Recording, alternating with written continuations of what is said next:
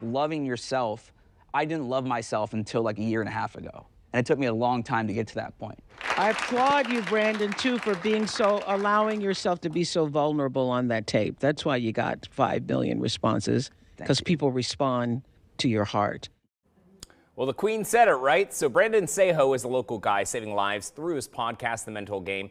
And as you can see, it's getting the attention of some pretty big names. Brandon is back in Cincinnati after the Oprah podcast and back in studio here at Fox 19. So Brandon and I go way back. Way back. Way back. So Brandon used to work here. He was a local sports guy, got out of the business to focus on mental health.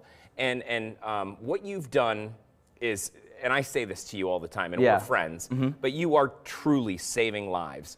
And I'm the biggest fan, and you being on this Oprah podcast, I think, is well deserving. Well, thank you for saying that. One, I know men don't say this to each other a lot out loud, but I love you. Oh, love you back. And I want people to hear that because I think it's important, especially men, and that's what, I was on Oprah's show to talk about. Just so you know, it is so weird to say anything with like Oprah in it because I feel like I'm name dropping, and it's just like, no, that's what happened. You got to say it.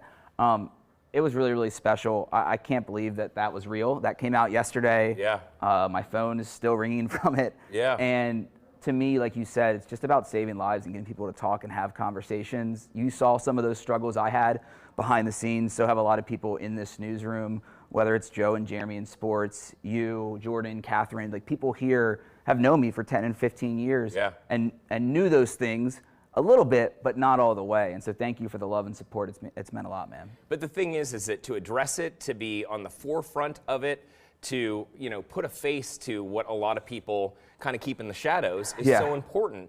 And so my daughters saw that's right. Saw Brandon at St. Henry High School. He went and spoke there, and my daughter came home and she's like, "Dad, do you know this guy named Brandon Saho?" I'm like, "Yeah." And they were like, they sat back, and that was one of their assemblies that they took a lot away from. You have obviously a podcast where you kind of dive into mental health and the importance of, helping yourself as much as you possibly can. Talk about the importance of spreading that message of what typically can be taboo for a lot of people. Well, your kids are amazing. They came up and took a selfie, and we sent it to you right after. But that is my favorite thing. I know this is going to sound crazy to people watching.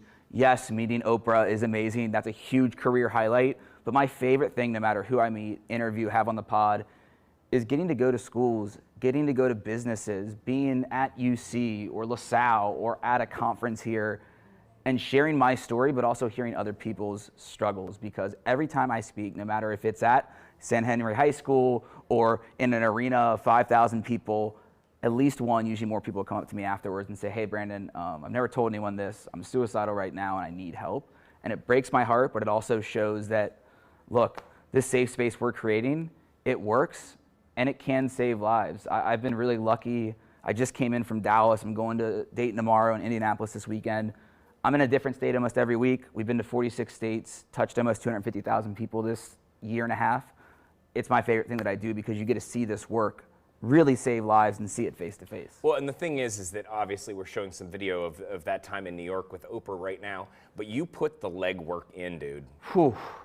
I mean, and I'm not trying to blow you up. I'm saying I know, this has been a passion for you, and that's what keeps it going. But this is not for the faint of heart. I mean, to put yourself out there like that, to keep going, to change those lives, and to do it on your own dime is like very admirable. Quitting your job and taking a huge risk, I still can't believe it. And man, I don't talk about this part of it a lot, but because of my alcoholism and my struggles, I didn't have a savings account.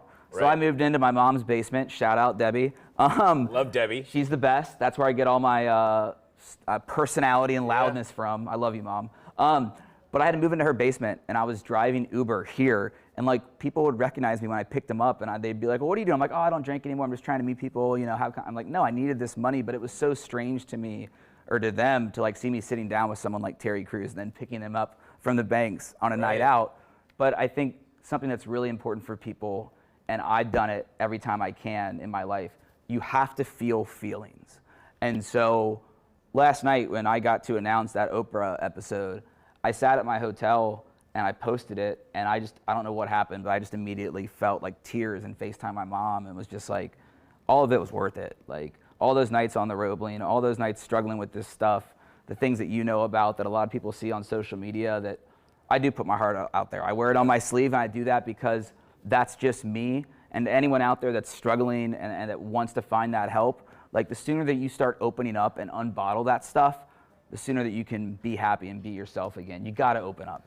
Well, I got to tell you, too, so I listen to his podcast. I mean, he's my friend, so I'm going to do that anyway. Thank you. But it's well worth the time. I mean, I found it on Spotify. You can find it pretty much anywhere. He has a lot of social media out there, and, you know, we get nothing from this. This is just friendship. Yeah. But, I mean, honestly, if you can have Brandon in your school or in your classroom, or just get to know him as a person, you are better for it. I promise you that. And I'm lucky to have known you and loved you for 15 years, brother. Seriously. Well, thank you. I love you, man. Can you say it one more time that I'm on Oprah? Yeah, I mean, you're on Oprah. Okay, cool. We have the video proof. I just wanted to hear it one more time. No, I'm kidding. Meanwhile, he and I used to be together, the only two people in this newsroom on weekend mornings. Oh my gosh. At like 5 o'clock in the morning, Brandon and myself, and to think of all of where you've gone, it's amazing. Well, thank you. I couldn't have done it without you and without the team here. Yeah, life's crazy right now, but I'm very, very grateful. Thank you. I love you, brother. Love you, man. Seriously. Yep, appreciate it. All right, that information on our website, fox19.com, and check out his podcast, The Mental Game, well worth your time. Joe Daneman also has great profiles on him as well. So we're back on the other side of this break. Stay with us.